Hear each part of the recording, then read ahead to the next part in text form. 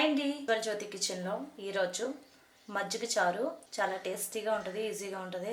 ఒకసారి తెలియని వాళ్ళు ఎవరైనా ఉంటే ట్రై చేయండి. టేస్ట్ అయితే మాత్రం సూపర్ ఉంటుంది నిజంగా. వీడియో నచ్చితే కనుక లైక్ చేయండి, షేర్ చేయండి, కామెంట్ చేయండి. మరి కొన్ని రెసిపీస్ కోసం మా ఛానల్ని సబ్స్క్రైబర్ చేసుకోండి.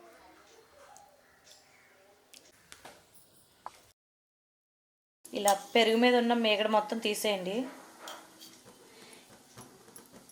నేను మామూలుగా ఇంట్లో మజ్జిగ పులుసు చేసేద్దామనేటప్పటికీ ఒక ఐడియా వచ్చింది.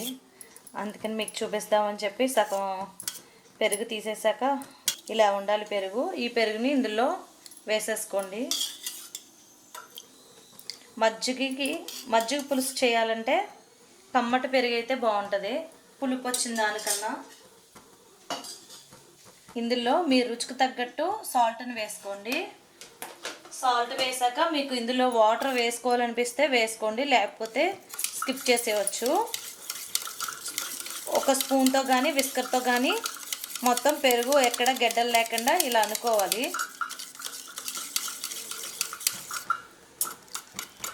ఉప్పు సరిపోయిందో లేదో చెక్ చేసుకోవచ్చు. నేను ఇక్కడ కొంచెం వాటర్ తీసుకుంటున్నాను.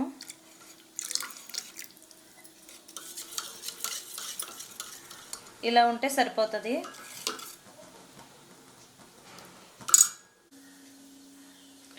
ఒక స్పూన్ ఆయిల్ వేసుకోండి, ఒక టేబుల్ స్పూన్. ఎల్లుల్లిపాయలు చితక్కొట్టుకొని 4 వేసుకోండి. మీకు ఇష్టం ఉంటే వేసుకోవచ్చు, లేకపోతే స్కిప్ చేసేయచ్చు. 1/2 టీ స్పూన్ జీలకర్ర, 1/2 టీ స్పూన్ ఆవాలు, 1/2 టీ స్పూన్ మినపప్పు, 1/2 టీ స్పూన్ శనగపప్పు, ఎండుమిరపకాయ ఒకటి తీసుకున్నాను, దీన్ని తుంచేసుకోండి.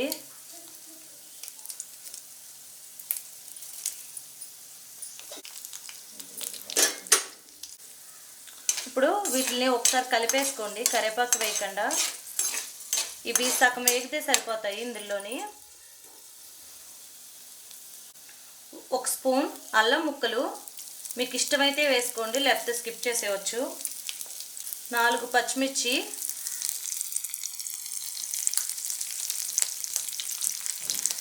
కరివేపాకు పిడికడు లేదా 3 రెమ్మలు.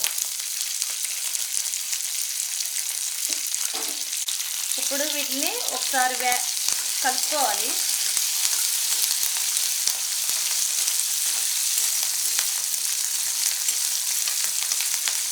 ఇంగువ కొంచెం వేసుకోండి, 1/2 టీ స్పూన్ వేసుకుంటే సరిపోతుంది. ఉంటే వేసుకోండి, లేకపోతే స్కిప్ చేసేయచ్చు.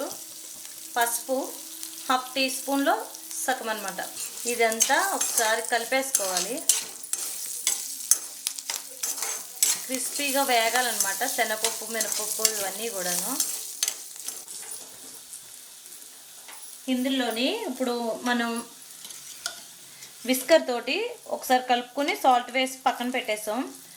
మీకు ఇందులోని 2 స్పూన్ల శనగపిండి వేసుకుని ఒక పొంగు రానిచ్చి అలా కూడా మజ్జిగ తాలింపు పెట్టుకోవచ్చు. దీన్ని మజ్జిగ పులుసు అని అంటారు, మజ్జిగ చారు అని అంటారు. మీ ఇష్టానికి అనుగుణంగా మీరు పేర్లు పెట్టుకోవచ్చు. ఇప్పుడైతే తాలింపు వేగిపోయింది. ఇలా క్రిస్పీగా వేగింది కదా, మనం మజ్జిగలోని వేసేసుకోవచ్చు, డైరెక్ట్గా ఇందులో పోసేసుకోవచ్చు.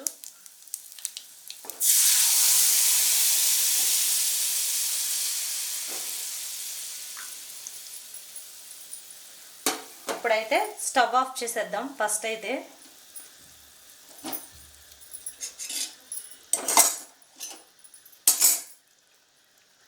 ఇప్పుడు ఇందులోని ఆనియన్ కట్ చేసుకోవాలి 2. ఈ ఆనియన్ కట్ చేసుకున్నాక ఇలా ప్రెషర్ పెట్టి ఇలా అన్నారంటే విడివిడిగా వచ్చేస్తాయి.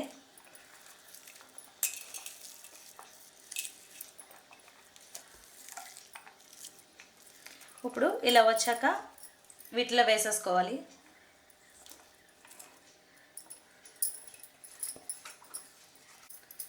ఇప్పుడు ఇదంతా ఒకసారి కలిపేసుకుందాం.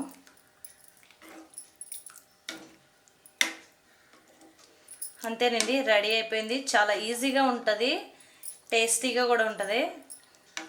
దీని కాంబినేషన్గా ఆమ్లెట్ అయినా, పకోడీ అయినా, ఏదైనా కానీ చాలా బాగుంటుంది. ఒకసారి వీడియో నచ్చిన వాళ్ళు ఎవరైనా సరే ట్రై చేయండి.